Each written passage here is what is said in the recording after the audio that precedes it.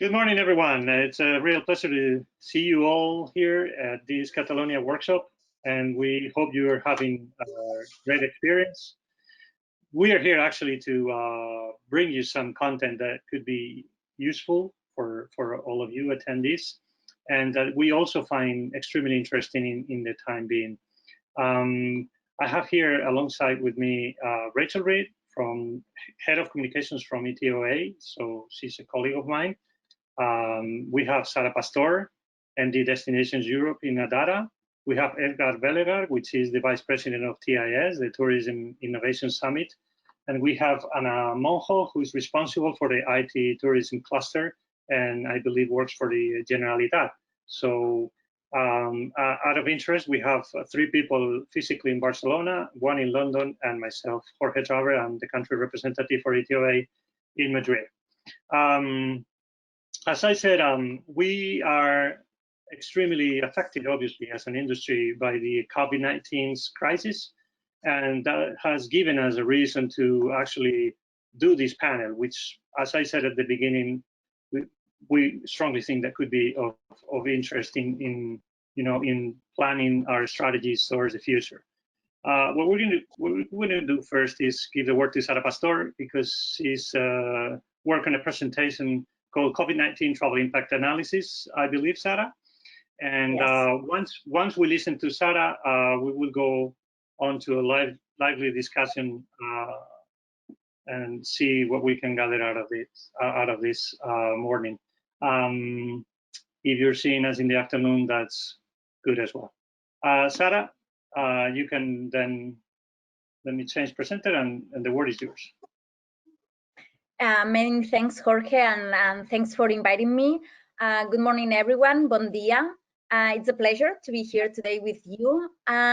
What I'll do is I'm going to go through some European trends that we've analyzed since the beginning of the year, just for you to have an idea of what has happened in terms of numbers and the impact of the travel industry, but also as well the forecast and what we are seeing that is happening in the next months. So to start with, how we have been traveling. So it's interesting. We always like to see not only like how travelers in general have organized their trips, but also there's a huge difference between business traveler and leisure traveler. What you're seeing here in the left-hand side, it's the business air bookings proportion versus the leisure on the right. And it's interesting because if we look at the pre-COVID period, usually 40% of the travel bookings from air was done in the next 15 days, which is pretty normal for business. And everything that was 91 days, it was 24. But look at how these proportions and these percentages have evolved through the COVID. When we were actually in the lockdown, that was 70%. Because obviously, if you think about it, the most of the trips, it was kind of like a must. Most of the non-necessary trips or things that they were not urgent, they were pushed to later on. And now, right now, there's still 55% of the trips that they are happening now. It's from 0 to 15 days for business traveler. When we compare to the leisure, it's interesting because leisure travelers, they were more like long planners. Most of the percentage was 91 days from the moment they booked to the moment they arrived. But look at how we are now.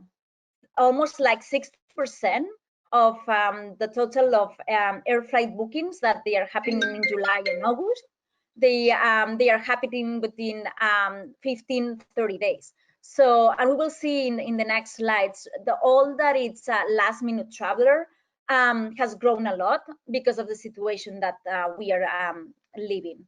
And when we look a little bit deep down and we compare, this is the total bookings happening in August, this last August, and we compare it into different types of travelers. Obviously, usually we had already the spontaneous travelers who used to book from 0 to 30 days max. Then we had the short-term planner that were booking around from 30 to 60 days. And then we had the long-term planner. So no surprise here when we look at the spontaneous traveler, 99% of the total bookings that we saw in August, they were from 0 to 15 days. So very last minute. But what it's interesting to see, it's how the behavior from the people that were not used to booking last minute and they were more like mid-long-term planners, how the last booking percentage has grown. So that means that more and more the travelers, they are changing their behavior, they are adapting to the situation, and they are taking last minute decisions. And this is very important whenever we think about our communications to the travelers and to reactivate tourism. It's important to understand how these travelers are planning. So this was the how. Now is who is actually traveling now. We have data, I haven't mentioned it before, but we have data from working with meta searches, OTAs, GDSs, hotel chains, airlines, etc. And what we have created, it's a travel value score. So the same way that whenever you go to a bank to get a mortgage or a credit card and the bank, they do the scoring, we are doing the same thing with travelers. So we have separated different types of travelers in terms of low scoring, medium scoring, and high scoring. The low score is someone that maybe travels once, twice per year, so they are not very heavy users. A medium traveler that maybe they take 1 trip per month, can that be business or leisure? And then we have the high scores, which actually it's people who take more than 3 trips per year. And if we look at how they have behaved, and we compare it from the beginning of the year, that was pre-COVID, versus how they are behaving now in July and August, this summer, it's interesting to see, again, the amount of bookings that was coming from all the different types of travelers. So before COVID, obviously the high value traveler and the medium were accounting for most of the bookings. But look at now at the current period, how the low scoring and also the medium, they have grown. That means that the rebound effect that we were mentioning in April, May, that we were forecasting that would happen, it has actually happened. Because of the lockdown, a lot of people have had, they've been actually more eager to travel, even if that was staycation or domestic traveler.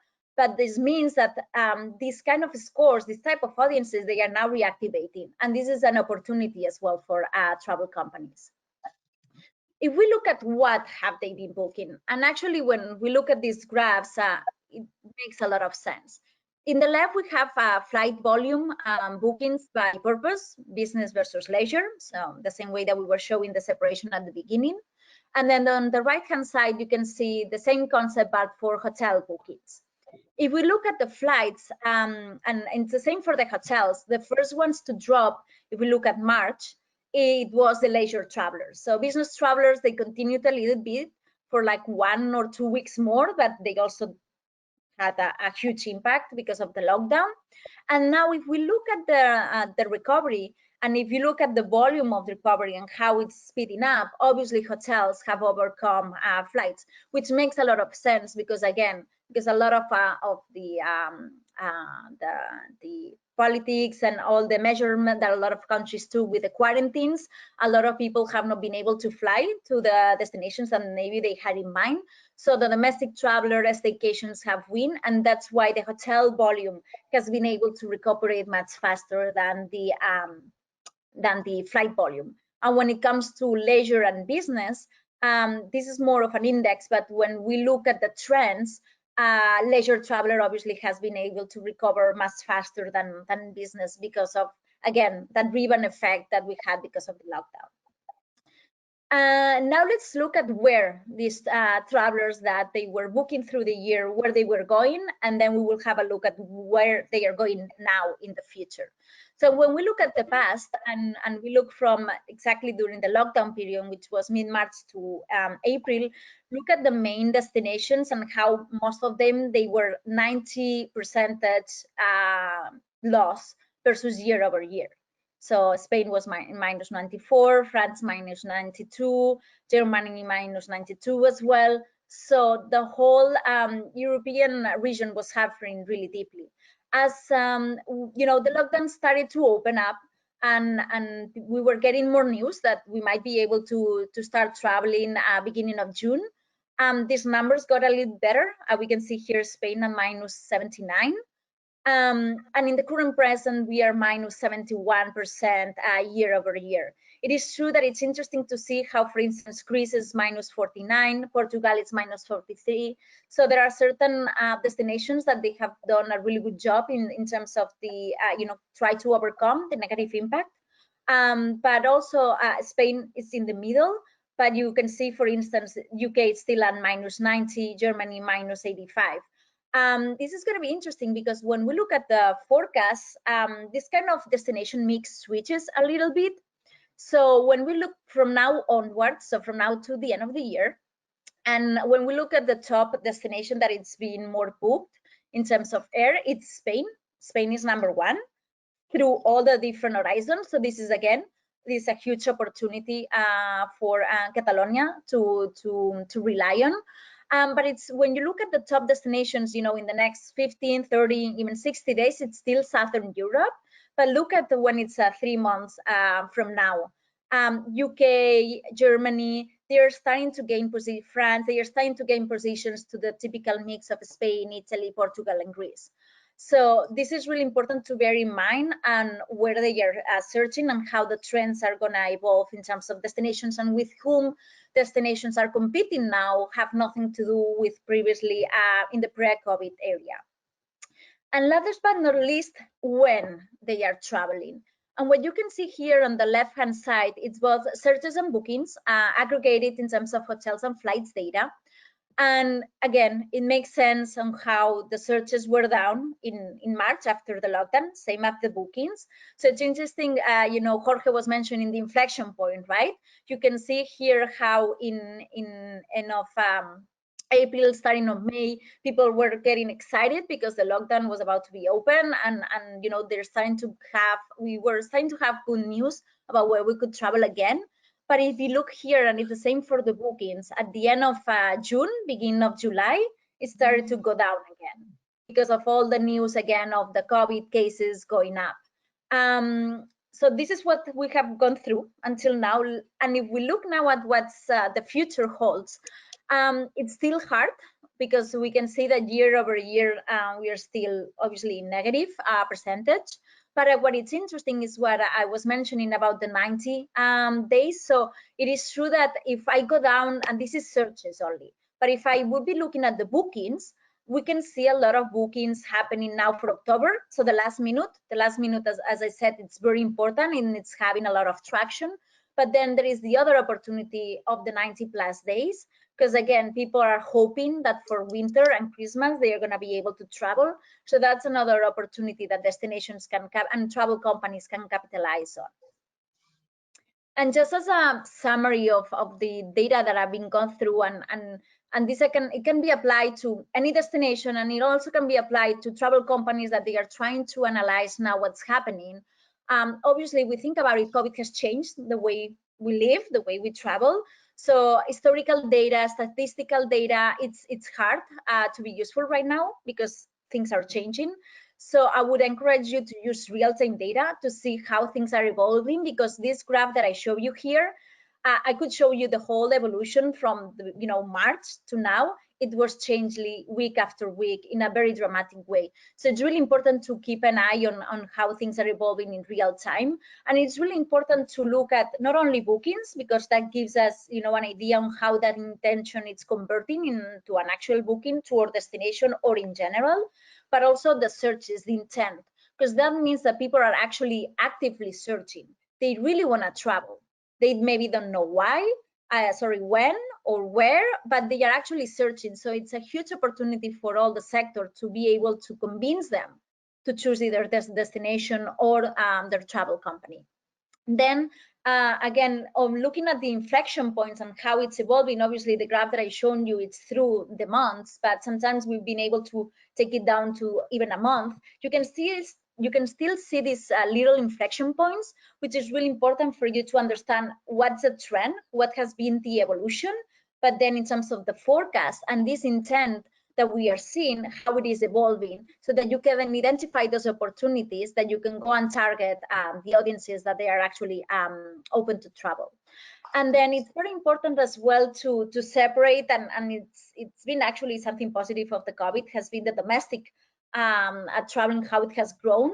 But in terms of the analysis, it's very important that for domestic and staycations that you really go for a micro analysis to see those small changes so that you can quickly react to them, because that can save you in the short term, those 0 to 15 days that I was showing at the beginning, versus obviously the international travelers that they're going to be more mid-long term, but that you still need to be working one, the awareness, because if you're not there, they are going to start thinking of somebody else. And then second, that they might be still looking and booking with this 90 days window. So you need to be there so that you can convert them, even if they're not going to come now, but to convince them to come to your destination later. And then the change in behaviors, you've seen it, even if the long, planners, they are now booking from 0 to 15 days. So it's really important that you are paying attention on how these different patterns of the travelers are evolving so that you can keep up with them. So from business to leisure travelers, how they are differently booking and planning. Also, we didn't have time today, but difference in how families, couples or solos, they are traveling. We also can see different trends there. The trip planning, as I was mentioning, they are booking more into the 0-15 days, and also the propensity of travelers. We haven't gone into, we show the travel value score, but also we see people who have cabin fever, that they are not even looking to travel at all and they are staying home, versus, the more adventurers and road warriors, like could be myself, that I'm eager to travel and I've been traveling. And then you have the people in the middle that they are kind of hesitant, but with the right messages, you could really engage with them and convince them to travel. And last but not least, obviously, we have a lot of data in terms of hotels and flights, but there are other two data points that I always recommend, even more for international travelers, that you should be looking at right now. One is air capacity. Air capacity has changed dramatically, and with markets such as the UK or Germany, that they are very important for Catalonia, we see how the air capacity has been dropped a lot, and that obviously it's going to influence or capacity to attract these kind of travelers.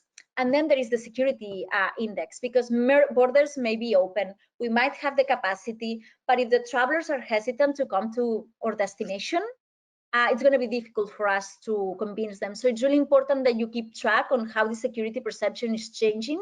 So again, that you can identify the opportunity in that specific origin market. And last but not least, I always recommend you to keep on analyzing, like if we really want to become smart destination or smart travel companies, it's learning, analyzing real-time data, then acting on it, really using this data that is available to be able to target and engage with the travelers at the right time, in the right with the right content and the right engagement, and then measure it so that you can learn again and you can create this virtuous cycle that it's going to help you navigate this COVID new situation that we have in a much better way, because you're going to be able to adapt in real time with your communication with your travelers. So that's it from my side. I will pass it now to Edgar. Let me see how I can do this. Thank you very much, Sarah. It's been very interesting. I don't know, Edgar. You have the word. Rachel, Anna, if you want to make any comments or have any questions for Sarah or just in general. I think the data and the trends that she shared with us are frankly interesting. Working towards recovery, and especially because, as she stated, between the beginning of the summer through to the end of the summer, things have changed again in terms of the crisis, and therefore people are still, many people are probably thinking, should I travel in 2020 or wait for 2021, right? Mm-hmm. But Edgar, or Rachel or Anna, up to you really, who wants to speak now. This is an open panel, so feel free to make any comments. Rachel, you want to say something? Or? Yeah, absolutely. I think one thing that's really important to keep in mind for the travel industry is that you basically have got various factors that will come into play when someone's doing a trip, most of which is the motivation to go. And I think something that's very encouraging for travel in general is that the desire for most people does remain strong. We've seen that with the lifting of restrictions. And I think, say, if you compare the travel industry with, say, commercial landlords, for example, there's a very big difference. We've seen some absolutely fundamental changes in life in terms of the working world and people working from home and not going to the office. You know, there will be things there that are absolutely permanent. And I think for travel, this is not a permanent thing. And I think that is something that we can be very encouraged by, because people will always want to experience other cultures, obviously visit their families if they're living a global kind of family life. And you know, I think that that's something we can take heart from.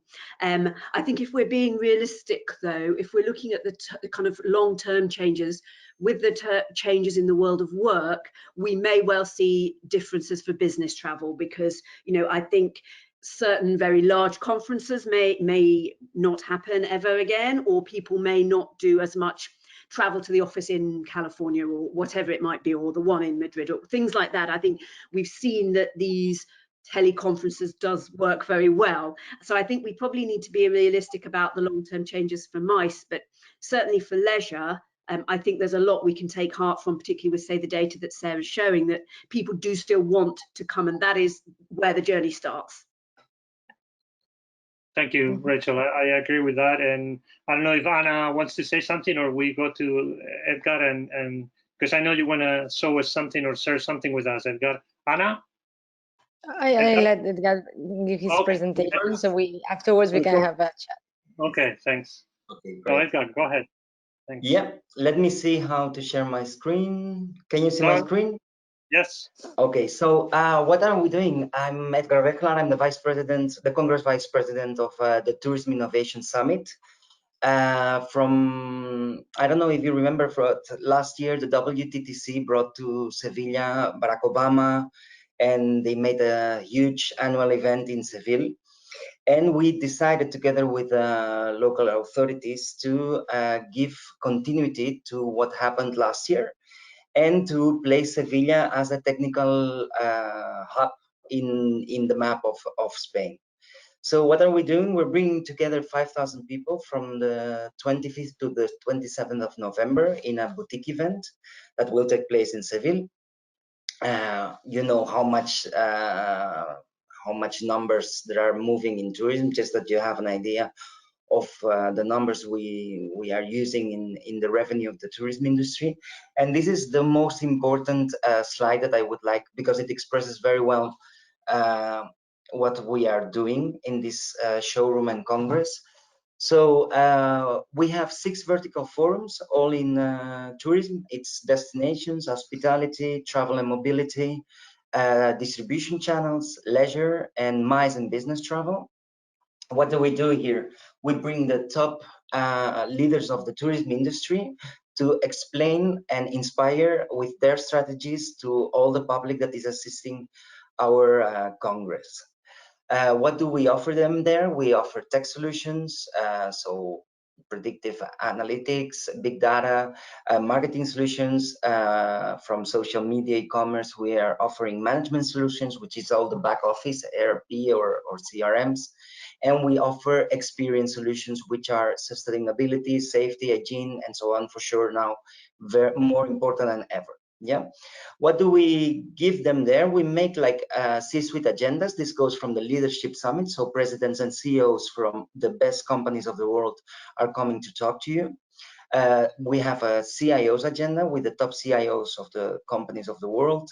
CMO's agenda. We have a revenue manager's agenda, a DMC agenda, and an institutional agenda. During the event, which will take place from 10 in the morning till 6 in the afternoon, we will share all these agendas. And after the event, we're going to do global network activities. So we have a Destination Partners Awards 2020 with the invited country, which is going to be Portugal. We have a Tourism Innovation Awards, which is going to be an award that is going to be delivered to the most innovative tourism company. A Tourist Tech Startup Fest, where we have 400 startups that can present their candidates to participate in our Startup Fest. From these 440 will be selected, And from these 40 selected, we will vote with the jury while we're there, the 4 winners of it. And these 4 winners can start their business from Seville, where they will get help from the town hall and Junta de Andalucía to start their business from there. Yeah, we have several activities. Yeah. Sorry, I sorry to interrupt, but it's very interesting in the sense that we've been talking about the travel tendencies or trends for not only the time being, for also the future. So you guys think this will be a physical event? I mean, yeah, 100%. It's going to be physical. That's a very good sign. I would say, I don't know if you agree, the rest of you, but the fact that this Tourism Innovation Summit is being prepared as in the old normal days, it's something positive. So I wanted to ask you if you are doing 100% physical. We are 100% in that we're going to do it physically. I don't know if you've seen, but in Frankfurt, the fair already opened. So they are starting events again. We are having also in our company, we're having our first event at the end of the month, which is called Rebuild. It's done in Barcelona, where we will have 7,000 participants. We just have to follow the rules. We are working very close with the Hospital Clinic of Barcelona, with how do you call it? The authorities, I guess. I mean, people. Exotic. I don't remember the name now, but the exotic department of diseases, and they are helping us out to plan everything there. So it's good. We just have to reduce the capacity a lot. So the summit in Seville is 5,000. Was supposed to be much more. So that you have an idea, the events we're organizing normally at Nebex is between the 12,000 and the 40,000 participants. So 5,000 is a really small event for us, but it's because we have to follow not only the Spanish rules, but also the European rules and see what the other fairs are doing around the world, like Amsterdam and Frankfurt. So we're following all the rules so we can do it physically. That's good. Sorry. Yeah. No, I was going to say, Rachel, maybe you are in London. So, I mean, I don't know, there is still a lot of ongoing discussions about World Travel Market, for instance. We don't still know anything about Fitur, thinking about tourism fairs. We don't know about Berlin. But it's quite interesting that fairs are happening in Frankfurt, as Edgar says, and also that an event of this kind, which is very big and you know, it has a lot of work behind the scenes. It's going to happen in Seville physically. I don't know if in the United Kingdom you have a feeling that this will ease things down for international traveling, or I mean, I don't know. You know, I think one thing the travel industry is not short of, Jorge, is trailblazers. You know, we always have been an industry with people who will innovate and find a way through. That's always been the nature of the industry. And I think it's really encouraging to see people finding a way through it. You know, we have to do things differently. Okay, how can we do things differently? Let's make a start. You need people like the Tourism Innovation Summit to make a start with that and say, we think it could be done like this, you know, and I think that's fantastic that it's done. And I think, you know, these times are absolutely ripe for innovation and using technology for all that we can. And finding new ways of doing things, and as I was saying, that they are finding new ways of doing it, and I think we need these trailblazers to set the scene for what might be coming in the future. Edgar, I saw one of the slides that you have next. Yeah. Quite interesting. I don't know if it was the next one or the following, but yeah, here you see you have 100 speakers and 9 scenarios. So, yeah. Exactly. So what we're and about the COVID regulation, look, we are what everyone told us. We just have to be very responsible. It's a business event. It's not a B2C event. It's a B2B event. So I think everyone is mature enough to follow the rules that we have to do, which is social distancing, wearing a mask, and cleaning your hands, which is they are telling us all the time to do. So we are not getting infected. Also, one of one very important doctor inside of the hospital clinic for exotic diseases told us exactly the same. Said, Edgar, the people are not getting infected in our hospital with 5,000, and we're 5,000 workers. The people are getting infected at their homes and with their social lives, not during their work sessions or their work period. So we will ask everyone to do exactly the same. So just be responsible so that we can have the 300 speakers over. These 300 speakers will be divided in 9 different scenarios. Of course, with the regulations of the distance, so that you imagine the biggest scenario has 5,000 seats, and because of COVID, we have to limit it to 1,900. People, so that you have an idea of how much capacity each auditorium will have. But so yes, the agenda is already visible. You can check it already online. And to be realistic, this year, most of the people, as you can see here on the map, is going to come from Europe, even though if we have already people coming from the Americas and from Asia, most of the people confirmed are coming from Europe. And it's, like I said, 5,000 tourism leaders. 20% of them are going to be destinations. So this can be cities, convention bureaus, this can be regions or countries. 20% approximately will be distribution channels. So all the big OTAs, you know, the tour operators and the distribution channels that we all know. 17% will be the travel industry, which are airlines, cruises, and rent-a-car. And 30% of it is going to be the hospitality business, which is hotels and apartments. And then we have 7%, which is going to be the business travel and the MICE industry, and also 5% from other associations and business schools. So this is going to happen physically. What we want to propose is a place of network and knowledge with a lot of business opportunities, and we are a business that are moving people, and we love to see each other.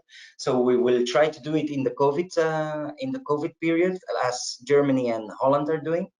As I told you, we're starting on the 29th of September. We're having our first Congress in Barcelona, in the CCIB. And it's a rebuilt one with 7,000 participants, and we have it all prepared to just continue living with the virus. Of course, we have to live with it, but that we don't stop all these events now because of this. So what we do is putting the businessmen together, workers, employers, associations, administrations, banks, together with the public authorities to go back to work, that I say, so to raise the economy again for our countries together. It's time for the reactivation and rebuild. So we wait for everyone that wants to participate in Seville from the 25th till the 27th of November, and I'm sure Catalonia can have a very good representation during the summit, so that we can regenerate the tourism industry to Catalonia. Sounds very interesting. I don't know if Anna, you're working on a cluster about tourism, IT tourism cluster. I don't know in Catalonia with the Generalitat, right? So Yes. What's your vision? I mean, I think it's very important that we see things are still moving, and as Rachel was saying, you know, it's time to innovate and to cope with whatever is in front of us, and say, well, if we can't do things this way, then let's try a different way, but still do the things. What's your take on it? What's your feeling? How do you see what Sarah has been mentioning about trends and statistics and the fact that Edgar and his team are organizing TIS? Yes, thank you. Well, as you said, we have a project here in Catalonia. I work for the Catalan government, so we have a project to create the travel tech cluster here in Catalonia. This was a project that started before the COVID, so we already knew that there was a big ecosystem here in Catalonia with lots of companies and agents working inside travel tech, and we thought that maybe there are lots of organizations of historical tourism, I don't know, destinations maybe, and also hotels, where they can talk about their strategies, but there is not a place where travel tech companies can go together and create common projects.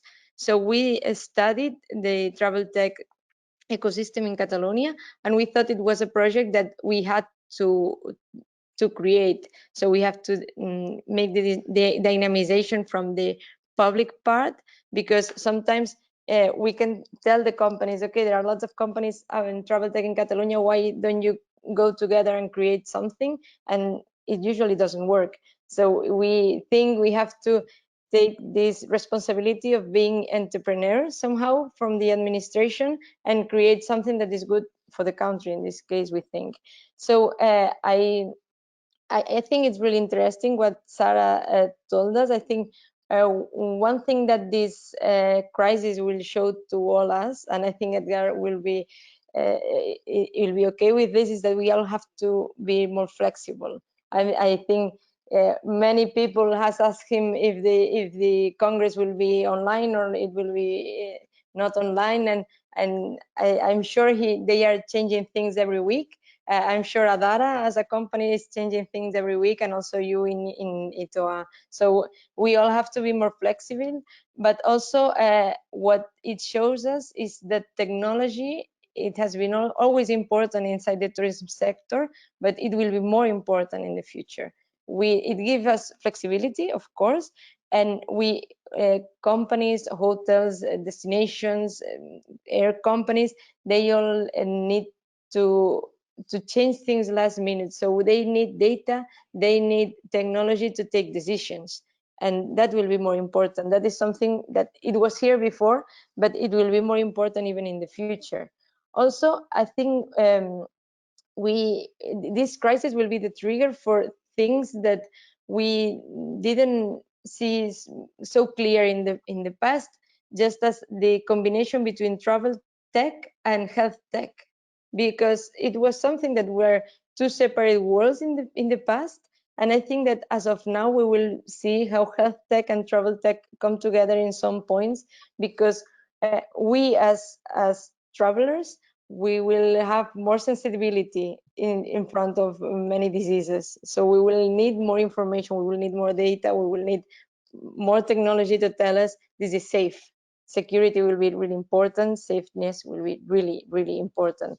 Many hotels, many airports are putting touchless experiences, just because no one has to touch anything during their travel. And I think that's something that will stay, and it needs technology, but also it needs health somehow. But I really think it's really I have the opportunity to hear Sarah a couple of months ago. I think we shared also as a panel, and at that time we were talking a lot about China, what is happening in China, if we can see a trend and we can follow this trend to our future. And of course now their situation and our situation, or the information they give, is really different than what we have now in Catalonia. But I really I really think that it's really important, the message we give, but the message has to be real. We cannot give a false message. We have to make travelers trust in the destination, and that's really important, that we of course do things well here, but also when things are correctly done, it has to be told.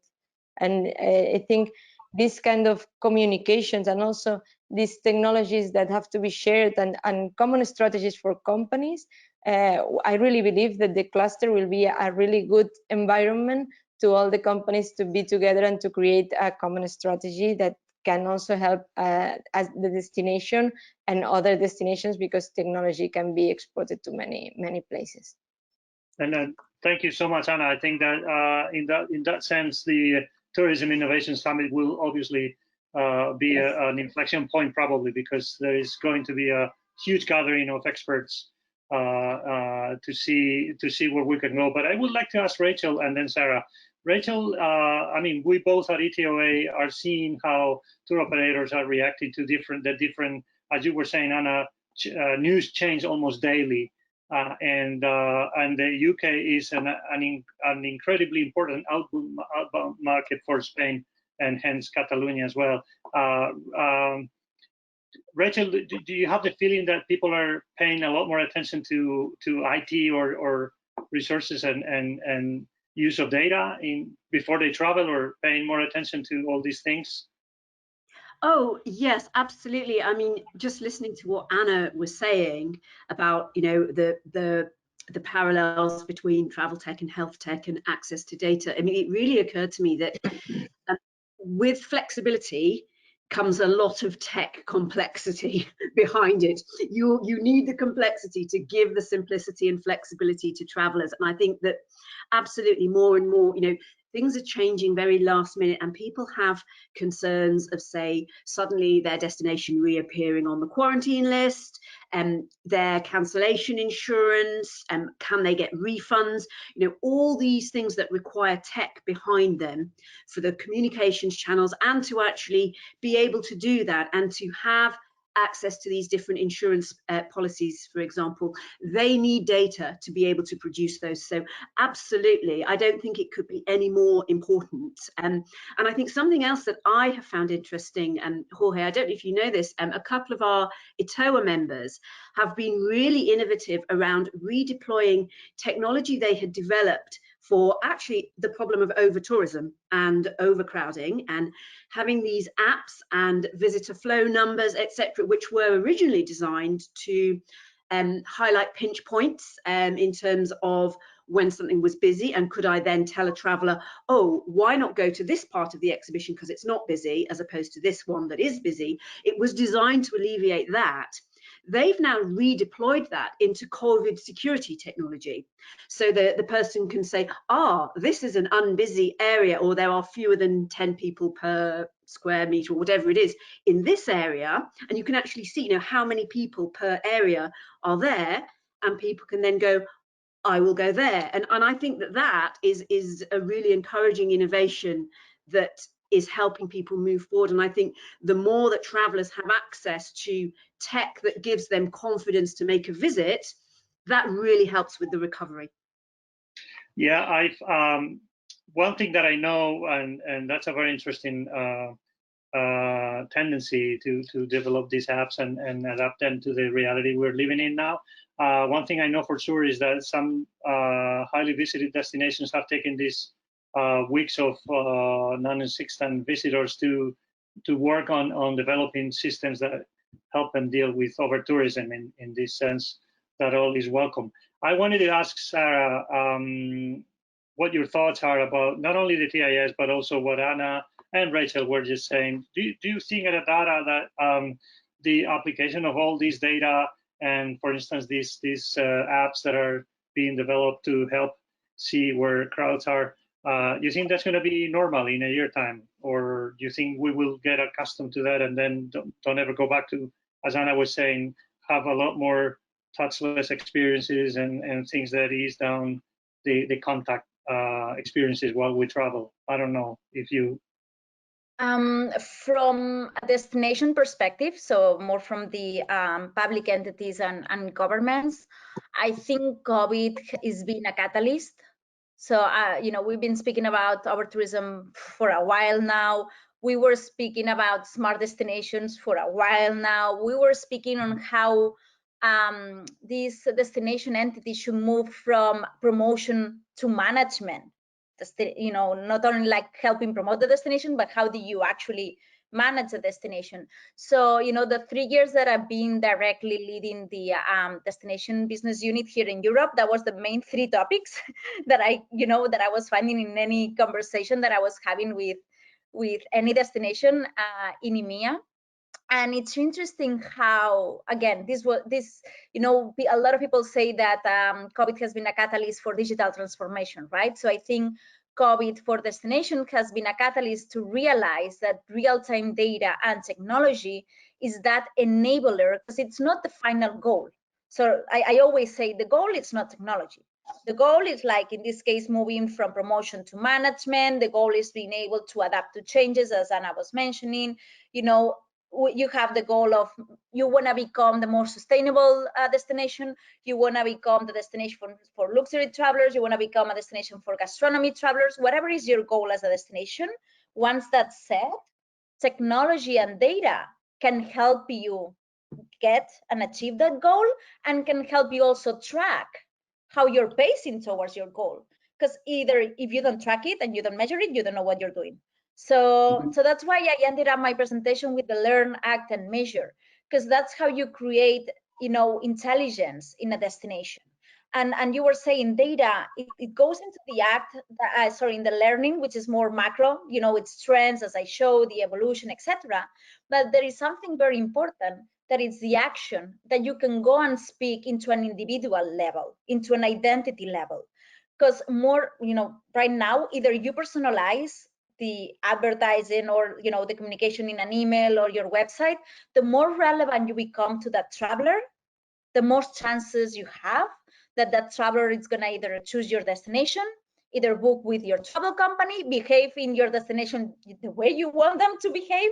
So either you harmonize that customer engagement, and you make it better, and you really understand what they want and what they need and how they behave, and then you understand what you want, you need, and what you behave, so that you can, you're kind of like, technology can help you be that matchmaker, right, between the right destination, the right travel company, and the traveler. And then the measurement part, it's super important, because it's, you need to know if what you're doing, it's actually working or not towards your goals. And this sounds very simple and very basic, and I can tell you there are still a lot of people that they are not doing that part. And why? And you were asking me why TIS. For me, TIS, it's going to be that enabler. If we are saying, that COVID is being this catalyst into the sector, because obviously it has disrupted the sector. The sector as we knew it, from either like a business perspective or, the user perspective, has changed. It has nothing to do from how we were traveling in January, February. And it's gonna, continue changing. Because now it's COVID, but tomorrow it can be another thing. Like we sometimes forget, we live in, I don't know if you heard the BUCA environments, which are the volatile, uncertain, ambiguous, and complex. COVID is just one example, but tomorrow life. One. It's So that's why this is important, that you go and see, what kind of technologies are out there, and depending on your goal, you need to be smart in which one you pick and choose. And at the end of the day, it's how you prioritize which technology you're applying. But I know that I'm repeating this, but it's very important. It's depending on your goal. Don't use technology for the sake of using technology. Depending on your goal, what you're trying to achieve, find that technology that it's going to be that enabler. Thank you, Sarah. I think that actually going from the apps that Rachel was just mentioning from some of our members to the cluster, to the TIS, to the data you're handling at data, I think it shows if something that we're moving in the right direction and coping with the situation, reacting quickly and appropriately, in the sense that we need to adapt. The industry needs to adapt as well. But it's also a very good sign to see that physical events are likely going to happen in the near future, and that we are little by little going to leave this sort of dark tunnel in which we are now. We've run out of time, as it always happens. Like when a conversation is interesting, time flies. But I wanted to thank you very much for your participation and your brilliant ideas and thoughts that you've been sharing with us this morning. During this Catalonia workshop, we also hope that people will look into the future. I know many stakeholders are looking into 2021, including even 2022 sometimes. But there is a future starting tomorrow that we can't ignore. And the fact that we are going to have TIS physically in Seville at the end of November, in 2 months' time, more or less, a little less, it's a very good sign. And I really hope that it goes back to normal in all our cities and in the rest of the world. We need tourism. We live tourism and travel, and therefore we ought to be optimistic. Thank you very much, Rachel, Anna, Sarah, and Edgar. And I really hope we will cross paths again. Well, for sure with you, Rachel, very soon. and with the rest of you as well. And it will be a pleasure to have another conversation of this type anytime. Thank you very much Thank to you. you all. Thank you. And we'll see each other around. Yeah, hopefully in person. Yes. Better. Thank you. Bye. Bye.